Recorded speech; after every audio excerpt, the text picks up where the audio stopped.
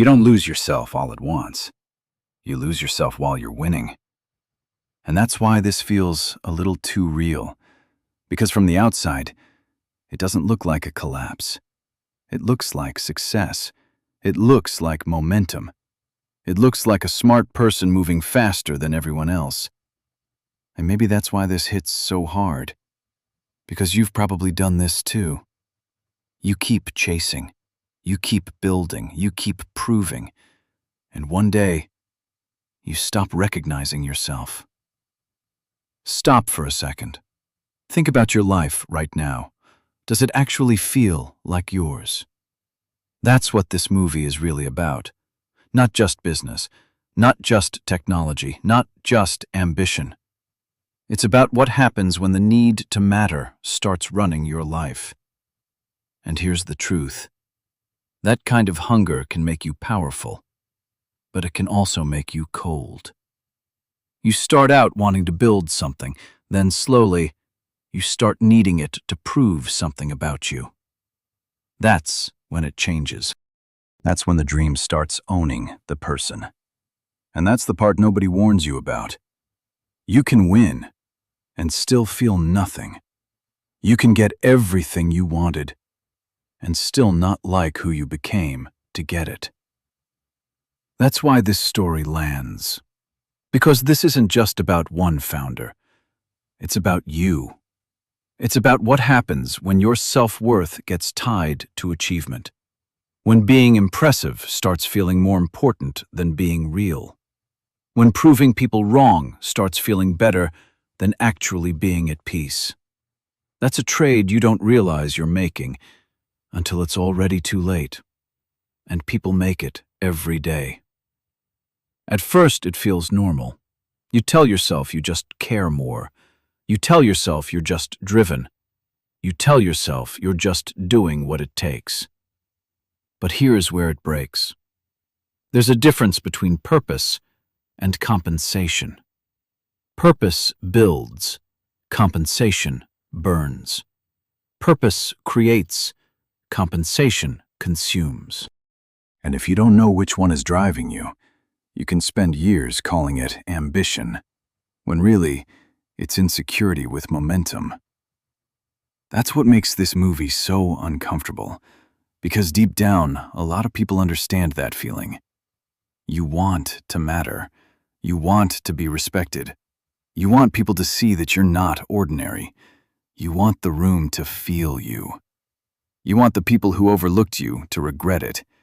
And if that wound gets deep enough, it can start steering your whole life.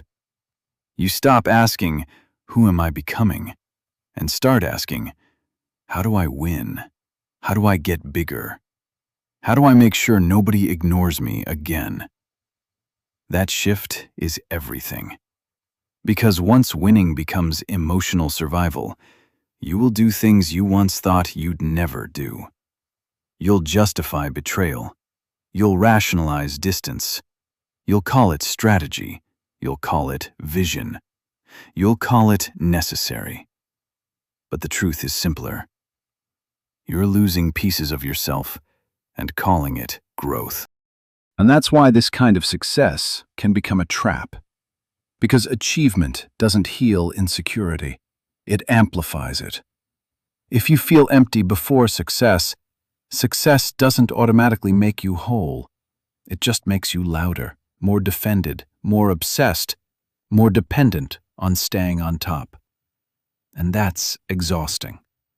Because now you can't just succeed. You have to keep succeeding.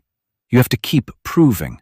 You have to keep feeding the part of you that still doesn't feel like enough. That never ends well. And this is where the movie gets brutally honest. The real danger isn't just losing friends. It's losing your ability to connect at all. Because once everything becomes competition, people stop feeling like people. They start feeling like obstacles, leverage, threats, tools. And that kind of mindset can build something huge, while destroying the part of you that knows how to love, trust, and feel close to anyone. That's a terrible deal. but it's a very common one. A lot of people today are living this exact pattern. Different industry, same wound. They look successful, they sound confident, they're building fast, they're posting wins, they're getting attention, and still, they're empty. Still restless, still trying to outrun the fear that without achievement, they are nothing.